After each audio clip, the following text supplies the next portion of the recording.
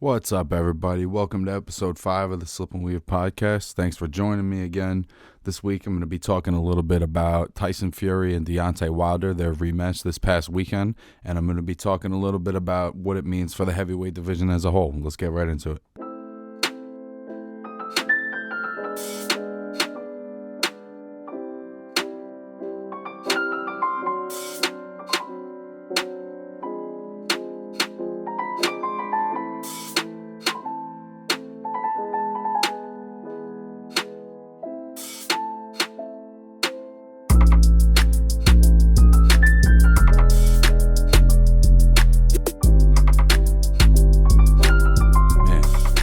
What a fucking fight we had this weekend, man. Tyson Fury. Tyson fucking Fury, man. He said he was going to do it. He said he was going to walk him down, and he was going to beat him up, and he was going to knock him out. And that's what he did. He didn't knock him out, but he made the corner throw in the towel to protect their fighter. Basically, he told us everything he was going to do before the fight, and he did it. He literally just walked the man down. He ripped him to the body. He muscled him around. He laid on him when he was on the ropes and they were in clinches. You know, he really just imposed his size and his body on Wilder and made him get on the back foot and made him fight in a little bit more of a defensive manner than he's used to. And I don't think anyone's ever done that to him before. I don't think that's a look that, he's ever gotten. So Tyson was able to walk him down and beat him up. It was really that simple. On a technical breakdown, there's not that much to talk about because, he did it responsibly defensively. He didn't take a lot of shots on the way in, but there really was not a lot coming from Wilder, man. There was limited advice in the corner. It seemed like there was a really limited game plan other than do what you always do and we'll get the knockout at some point. And this guy is just at a different level where some of the more basic rudimentary moves that, he could catch somebody with, you're never going to catch this guy with. And, Fury showed it in the first fight that Wilder couldn't really hit him. The guy spent 12 rounds trying to knock him out and really only hit him clean a handful of times. He did put him on his ass when he did that, but he, for the most part, spent 12 rounds missing punches. So at this point, Fury's giving it to Wilder any fucking way he wants it. Box circles around him or I'll walk right to you and I'll kick your ass. And it doesn't seem like Wilder's got any kind of answer for anything that Fury brings to the table. So one of the things that's interesting is that Deontay Wilder has a clause in his contract that he can enact another rematch, a third fight. And from what he has said to the media, he's going to do that. I think that is definitely not in his best interest to do that. If his intention is to rework his game and to pick up some new skills and to try to expand on what he's doing, then maybe. But if his plan is to train for this man in the same way that he's done for his, 15, 14-year career, it's not going to work. This guy's a different level, and he can do it all. And the bottom line is he's bigger, stronger, faster, more athletic than Wilder. Probably than Wilder will ever be. So he has to do a full makeover on his game if he wants to be serious about beating Tyson Fury. And even if he does that, the chances of him being able to beat Tyson Fury are very unlikely. One of the reasons for that, I think, is his corner. And, Mark Breland, who's the guy that threw in the towel, he's not the lead trainer. He's more of like the point man. And he's the experienced vet in the corner. His head trainer, whose name I'm unfamiliar with, and you don't really see him with other fighters outside of Wilder, said at a press conference that he did not want to stop the fight. So that's a huge fucking problem because that's definitely a fight that needed to get stopped. That man was getting beat up. He wasn't really defending himself. He wasn't really throwing back. He was mostly just getting muscled around the ring and pounded. I didn't see anything from him offensively that was telling me that he was going to be able to turn it around. He was only taking punches. There wasn't head movement. There wasn't an effort to push Fury backward. He let Fury dictate the pace, and he let Fury do what he wanted to do, and he really didn't have any answers for it.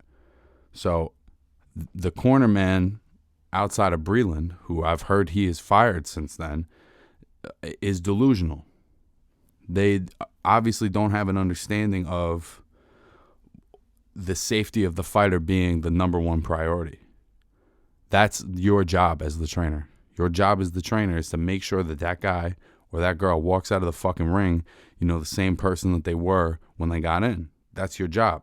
Even when you do your job, it doesn't always work out, But this is a man with a family and a man that we would all like to see fight again.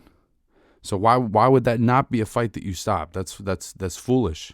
That's being a fucking sore loser is what that is, to be honest. Like, take your loss. Just take your loss. He had it tonight. We needed to save him from himself. He's a warrior. He'll never quit on his own, and we needed to save him from himself. That should have been unanimous in the corner.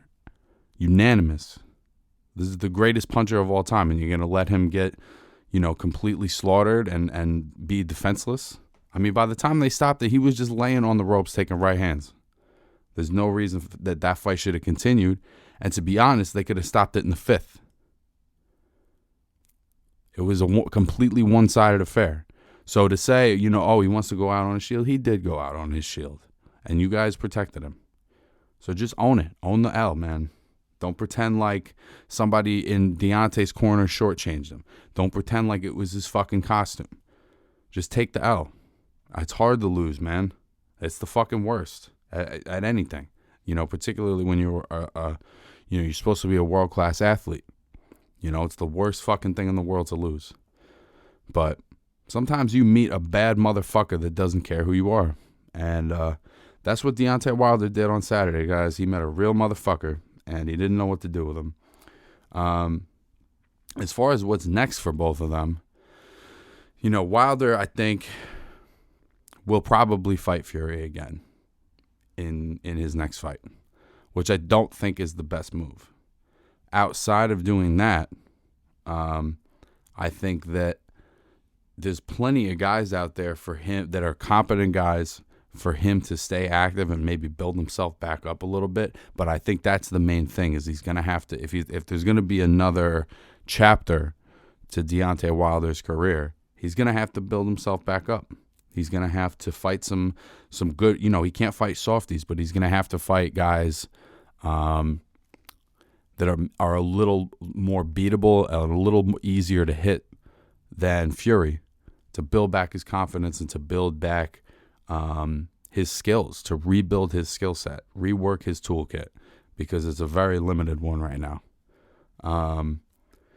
As far as Fury, man, the sky is absolutely the limit for this guy because there's no way he's not one of the top pound-for-pound guys in all of boxing. He completely obliterated the biggest puncher of all time.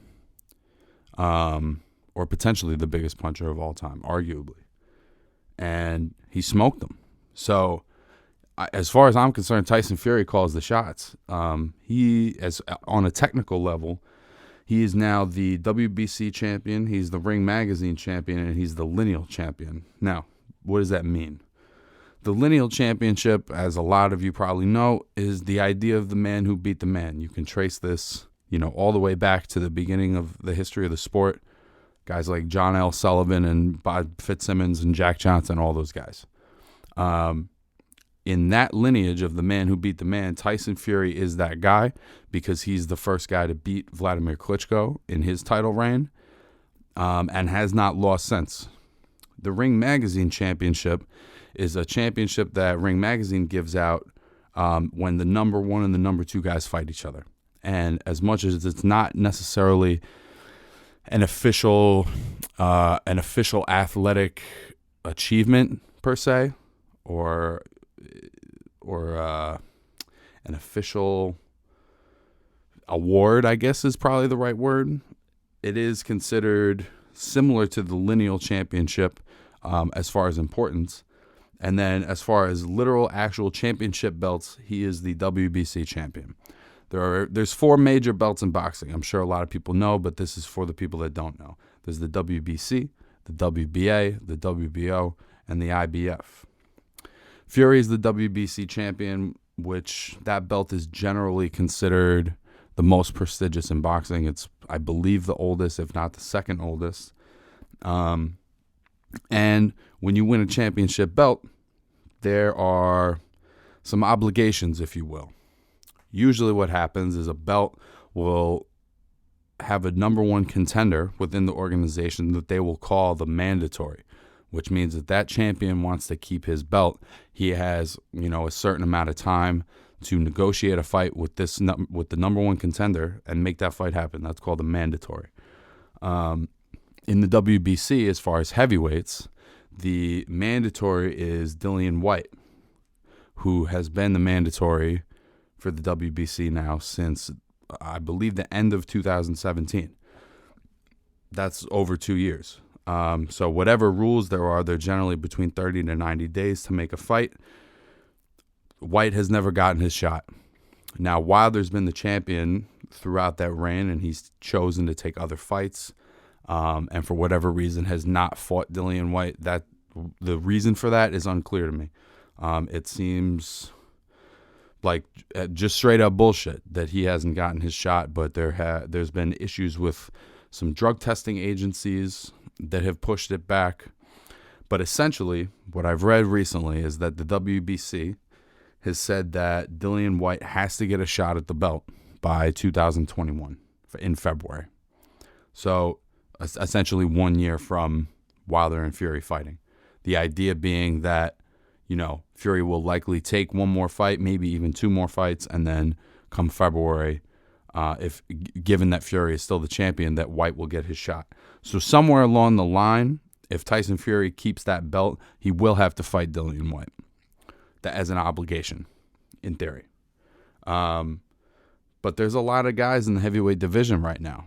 It's a really stacked weight class. And I think that, it's important to maybe break down some of the top guys and what it means as far as, the landscape in boxing. I was looking at BoxRec, which is a ranking website. I generally use it for, looking at where guys are ranked. They have their own ranking system that's independent, but I think it's generally a decent metric. It's not always right, but it's a decent metric on actual ranking and achievement. And I'm looking at the heavyweight division. There's like 15 guys that would be good fights for Fury, But looking at the top 6, I think it's pretty obvious who the power players are. So those are the guys I'm going to go through. Number 6 being the guy that I just talked about, Dillian White. He's 27-1. He's got 18 knockouts. The one being to Anthony Joshua in a classic. And he has not lost since. He's been the mandatory for one of the major belts for years now, and I think it's about time he gets a shot, unless there's some sort of hard evidence that he's, abusing performance enhancers. I think he should be given a shot, and hopefully the February 2021 thing remains true, that the WBC holds their word on that. He's a really good fighter. He's got a lot of well-rounded skills. He's a well-rounded fighter. He hits pretty hard, but I wouldn't necessarily say he's a bomb thrower. He's more of a puncher in the way that Tyson Fury is, where it's an accumulation more so than concussive or one punch.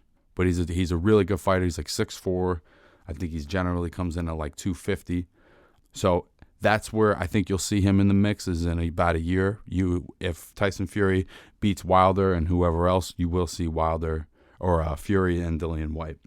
Number 5 is Deontay Wilder, who we just talked about. Number 4 is Andy Ruiz. He's 33-2, 22 knockouts. Split 2 fights with Anthony Joshua. Scored the biggest upset of 2019 and one of the biggest upsets in all of boxing history.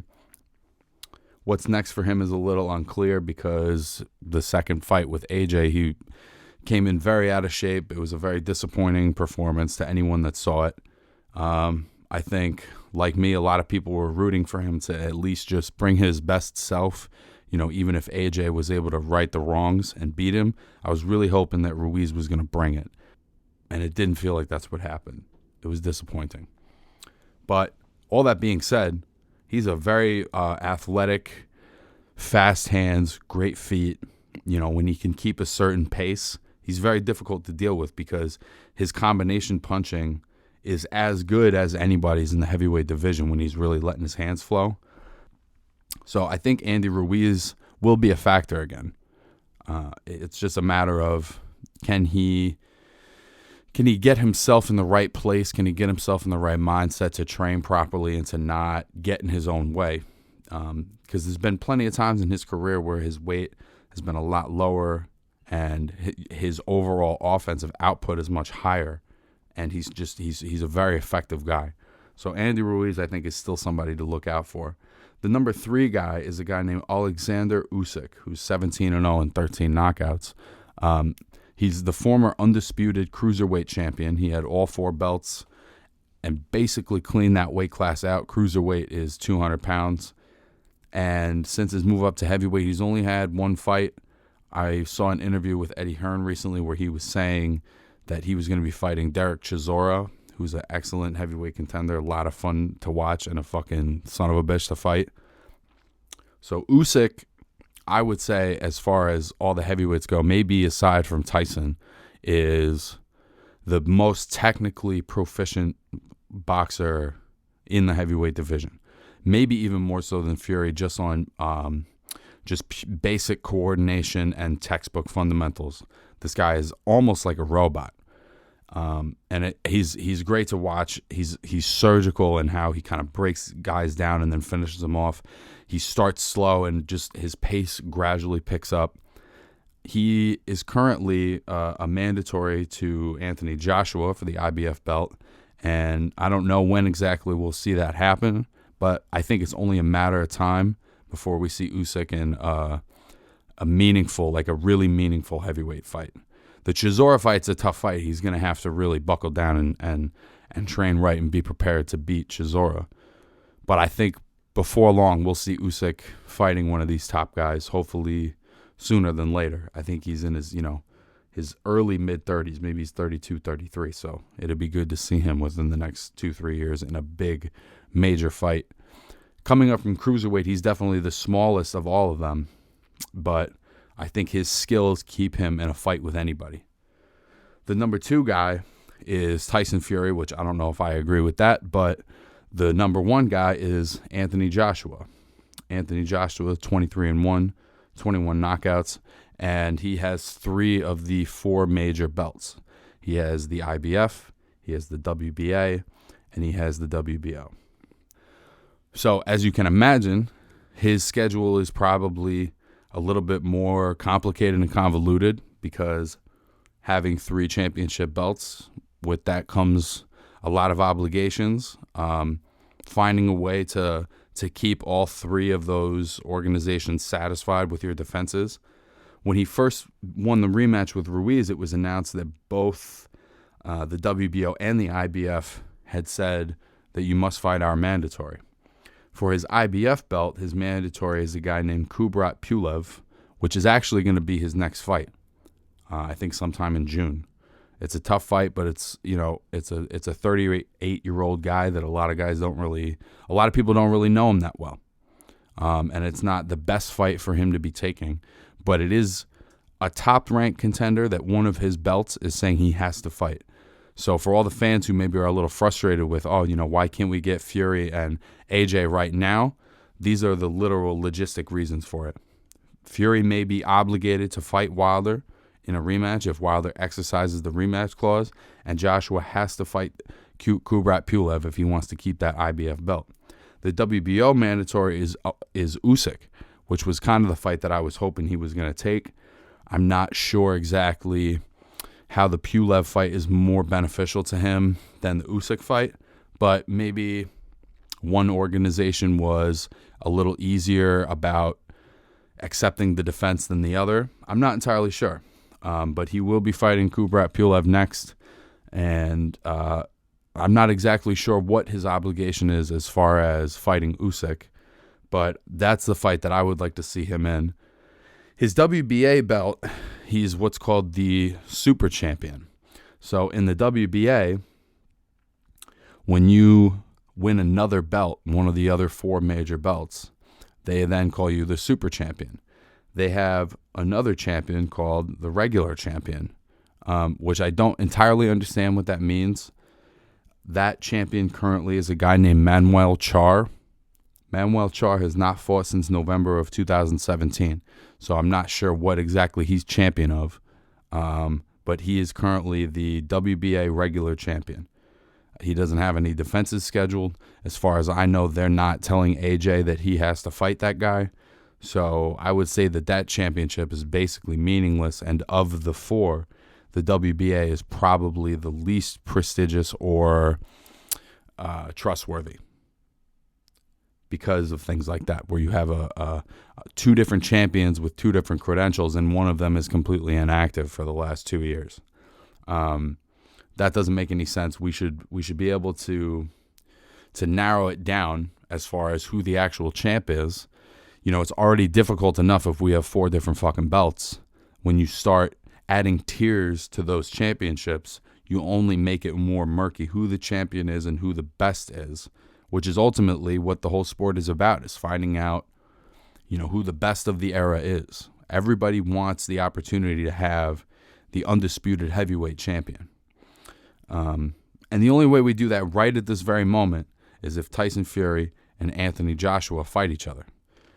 Unfortunately, there's a couple different things getting in the way of that, as I talked about earlier. And that's part of the frustration with boxing right now.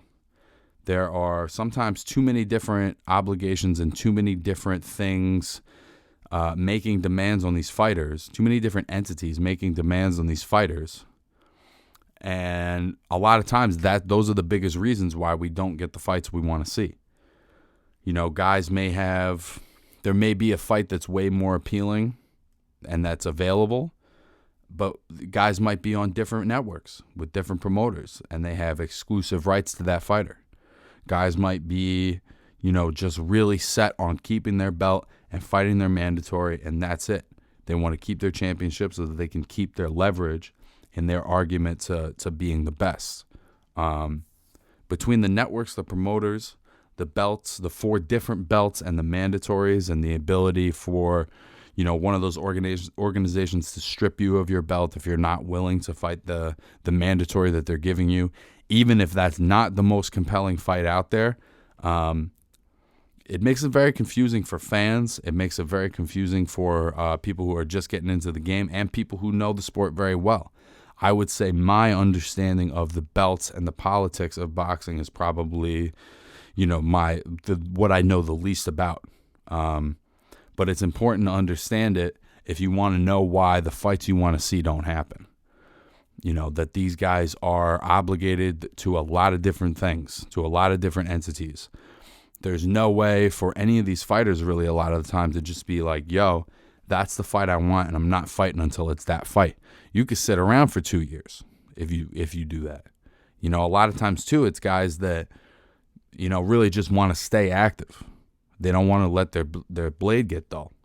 So they're fighting guys and that's why we didn't see AJ and Wilder for all this time, because between AJ's mandatories with all his belts and the difference in promotional and network distribution and all that, and then trying to get the money right, it's like these 3 major things that, you know, have to get, a lot of different fucking things have to go right if you're not just going to fight somebody in the same stable. There's a lot of different people that got to be able to make a deal. And that's why I've always sort of said, you know, it would be cool to have one centralized authority. I don't know exactly how that would be administered or, you know, how exactly you could keep that from becoming corrupted. But it would be cool to have one set of rules and one championship, or at least a direct path to an undisputed champion that has all 4 belts. I don't necessarily know if the 4-belt system is a bad thing, but it certainly makes it less clear for fans. And I think that's ultimately how you appeal to the fans, is if you can make it crystal clear that, this guy is the champ. That's part of what was so great about Floyd Mayweather, is he sort of transcended the belt thing, where you knew he was the number one guy pound for pound. You knew he was the best guy, and it didn't matter if he fought at 140, 147, or 154. He could kind of bounce around and do whatever. He transcended that by being undefeated, by being better than everyone he got in the ring with, and by not letting the belt organizations and the network affiliations limit the fights that he wanted to take. Ultimately, that's a man that was his own boss and could take whatever fight he wanted. Ultimately, that's what every fighter should strive toward, is being, the CEO of your own skills and being the CEO of your own destiny, as he was. Maybe you don't want to do it the exact same way he did it, but that is kind of the idea, is to be able to not be beholden to all of these entities. You are the draw. You're the one that makes the demands, and not vice versa. But that's a very hard wall to break through as fighters. Guys are risking their lives. They need to focus on training. They need to focus on making sure their bodies and their minds are right, and they don't want to have to handle all of the other things. But I think Floyd always had good people around him who could keep him informed and could, be real with him. You got to have people around you that can be real with you too. Ultimately, what I'm hoping is for boxing in 2020 that we can continue making the best fights possible to make it clear for the fans who the true champion is at each weight class and pound for pound ultimately. And as Deontay Wilder said himself, one champion, one face, one name. I think that's all we want for the heavyweight division. So to get that, we're going to have Joshua versus Fury, and I think we'll see it this year. I think we will see that fight somewhere around October to December of 2020. And I think it'll be one of the biggest fights in history. It'll definitely be the biggest fight in British history. And I think that's the mega fight that we've all kind of been waiting for the heavyweight division. So keep your fingers crossed. And thanks for tuning in again, guys. This has been episode 5 of the Slip and Weave podcast, and I'll catch you guys next week.